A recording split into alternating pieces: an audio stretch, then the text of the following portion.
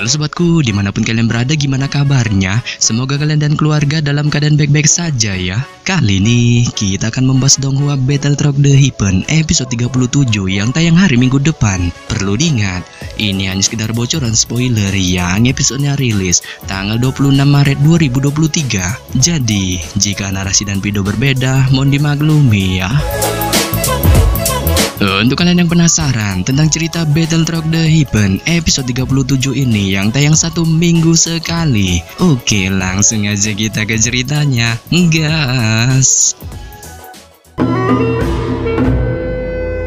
Nah, ini dia bocoran spoilernya. Setelah kekacauan yang cukup besar di wilayah penyegelan Python Api dengan baku hantam ala-ala Takia Genji antara para penentu Akademi Jianan dan kelompok Han Feng, Xiaoyan yang ada di bawah terus menatap pertarungan brutal ini dengan bisa melihat Pan Lao melawan 3 penatua kelas Dawang sekaligus. Akan tetapi ketika Xiaoyan masih mengamati pertarungan ini, Pan Lao spontan tiba-tiba merasakan auranya saat dengan mode sosok vampirnya yang diselimuti aura darah serta teriakan yang mengatakan mokatlah bersama anakku terlontar dari mulutnya. Ia tanpa basa-basi melesat langsung ke arah Xiaoyan, sehingga pada saat yang sama melihat sosok vampir ujur ini melesat ke arahnya, Xiaoyan spontan terkejut terheran-heran dengan pada saat yang sama sayap ungu di punggungnya mengepak dengan cepat serta tubuhnya berkelebat seperti kilatan jurik saat ia segera menghindari serangan aura darah dari Pan Lao. Dan setelah Xiaoyan menghindari serangan Pan Lao, tubuhnya segera melesat ke belakang saat dengan kemarahan di wajahnya ia segera mengutuk Pan Lao dengan menyebutnya sebagai dogi tua.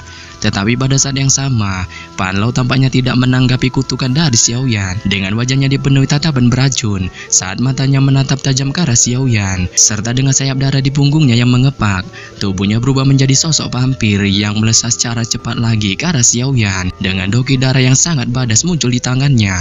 Tetapi pada saat yang sama, saat cahaya darah dari Pan Lao datang dan meringkuk dari segala arah dengan suara gemuruh yang tiba-tiba terdengar, tubuh Xiaoyan yang saat ini berada di udara tiba-tiba sedikit bergetar dengan seluruh tubuhnya secara mengejutkan menjadi ilusi, diikuti dengan suara ledakan yang sangat dahsyat segera terdengar, sehingga pada saat yang sama setelah ledakan yang sangat dahsyat itu, cahaya darah yang bergelombang melesat serta menghantam dengan cepat ke arah Xiaoyan. Akan tetapi setelah hantaman itu, tubuh Xiaoyan sama sekali tidak memuntahkan seteguk darah serta menderita kerugian cukup besar saat secara tidak terduga bahwa tubuh yang dihantam cahaya darah sebelumnya hanya tubuh bayangannya saja dari teknik gerakan 3000 petir miliknya.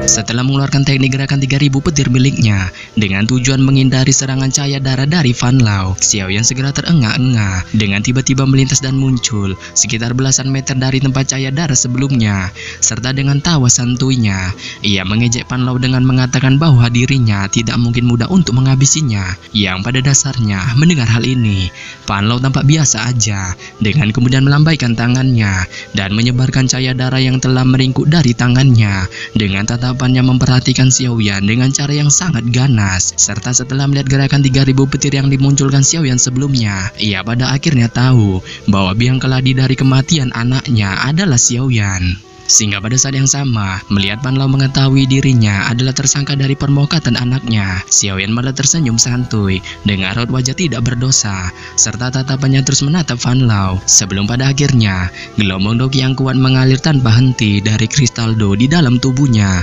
serta pada akhirnya itu mulai menyebar di dalam jalur ki-nya, yang hal ini membuat perasaan keberanian yang energik segera naik di dalam hati Xiaoyan. Serta pada saat yang sama, melihat Xiaoyan tidak mau mengakui perbuatannya dengan malah mengeluarkan banyak dokinya untuk bertarung dengannya, kemarahan di wajah Pan Lao semakin meningkat dengan segera mengampakkan sayap doki darahnya serta dengan tawa psikopatnya ia mengancam akan menghabisi Xiaoyan demi membalaskan dendam putranya.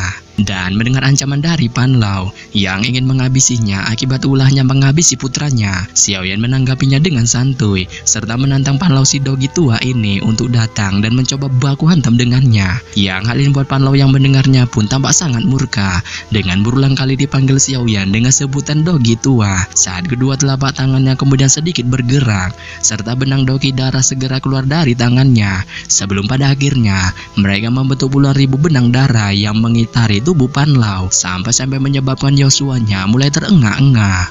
Hal ini pun lantas membuat wajah Xiaoyan menjadi sangat serius saat ia merasakan aura mengerikan yang secara bertahap meningkat di dalam tubuh Fan Lao. Akan tetapi ketika Xiaoyan masih memikirkan hal ini, Fan Lao tiba-tiba memunculkan tawa psikopretnya lagi. Dengan secara mengejutkan tiba-tiba melambaikan tangannya, yang hal ini membuat benang darah yang dimunculkannya sebelumnya melesat langsung ke arah Xiaoyan serta mengelilingi semua ruang geraknya dengan tujuan untuk membatasi teknik gerakan 3000 petir yang akan dimunculkan Xiaoyan. Melihat hal ini, tatapan Xiaoyan terfokus untuk mengamati benang energi darah yang datang dari segala arah saat dia spontan tiba-tiba mengeluarkan teriakan rendahnya. Yang hal ini membuat api hijau tanpa diduga segera melonjak keluar dengan cepat dan pada akhirnya membungkus tubuhnya. Serta pada saat yang sama, setelah kemunculan api hijau ini, ekspresi di wajah Fan Lao segera berubah dengan mengetahui bahwa nyala api Xiaoyan ini merupakan nyala api yang bukan kaleng-kaleng. Akan tetapi hal ini tampaknya tidak membuat Fan Lao sedikit pun merasa panik serta terbuai dengan api surgawi yang dimunculkan Xiaoyan saat dengan serangan benang-benang darahnya. Ia terus melanjutkan serangannya dengan langsung melesatkannya ke arah Xiaoyan.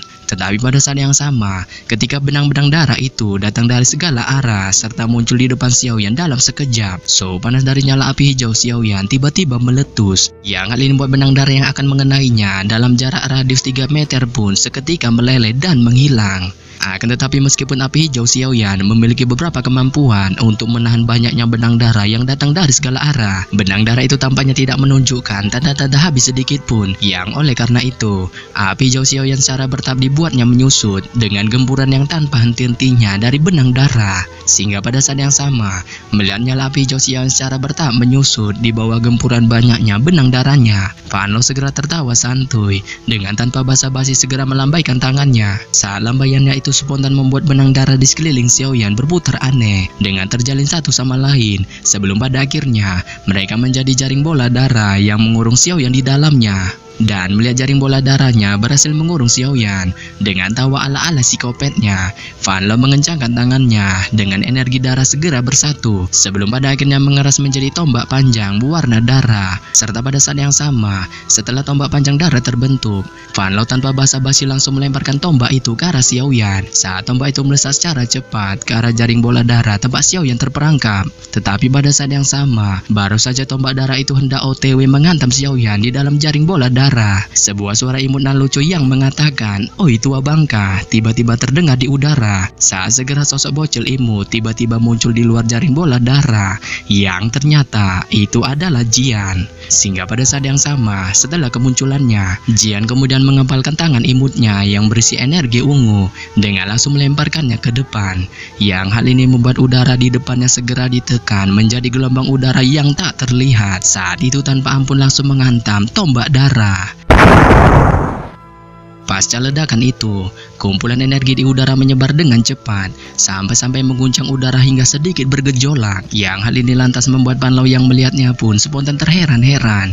Dengan tatapan tajamnya segera mengunci ke arah Jian yang muncul di luar jaring bola darah. Serta dengan ekspresi ganas di wajahnya, ia menanyakan kepada Jian, "Apakah antum ingin mokat?" Sehingga pada saat yang sama, mendengar hal ini, Jian segera mengangkat kepalanya dan menghadap Fan Lao tanpa menunjukkan rasa takut sedikit pun, sembari mengatakan bahwa alasannya membantu Xiaoyan karena dia adalah kang obatnya.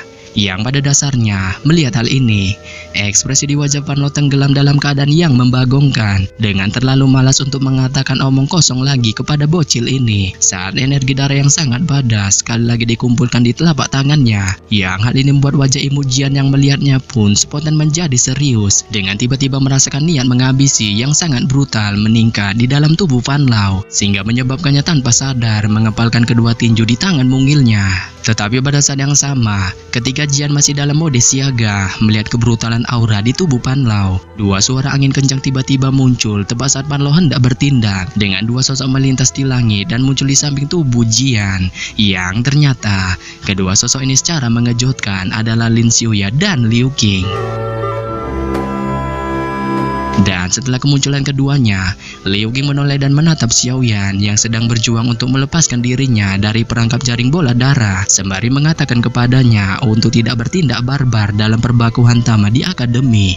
Yang hal ini ditambah Lin Xiuya dengan merasa perkataan yang dikatakan Liu Qing memanglah benar. Saat dia segera mengangkat pedang panjang di tangannya serta memerintahkan Xiaoyan untuk menyelesaikan masalahnya terlebih dahulu, sementara mereka bertiga akan menahan Fan Lao. Sehingga pada saat yang sama, mendengar hal ini, Xiaoyan memperhatikan Lin Xiuya DKK dengan sikap tercengang saat dia hanya bisa tertawa suram dan menggelengkan kepalanya sebelum pada akhirnya ia mengatakan kepada ketiga serangkai itu untuk memberinya waktu 3 menit. Yang hal ini membuat Jian DKK yang mendengarnya pun segera mengangguk. Sontak saja mendengar perkataan pede dari Xiaoyan yang memerintahkan Jian DKK untuk menahannya selama 3 menit. Fan Lao spontan tertawa terbahak-bahak dengan merasa mustahil bagi ketiga orang ini untuk menahannya yang merupakan seorang praktisi elit Do Huang. Akan tetapi Jian yang mendengar omong kosong dari tua bangka vampir ini pun menyuruhnya untuk menjaga tutur katanya saat dengan teriakan kerasnya ia mengatakan kepada Liu Qing dan Lin Xiuya bahwa dirinya akan menyerang terlebih dahulu. Yang tanpa menunggu jawaban dari keduanya,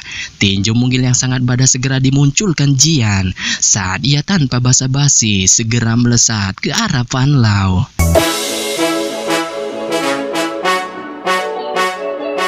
Ya, sampai di sini saja saya menyampaikan bocoran spoiler Battlefield The Heaven episode 37 yang baru tayang minggu depan.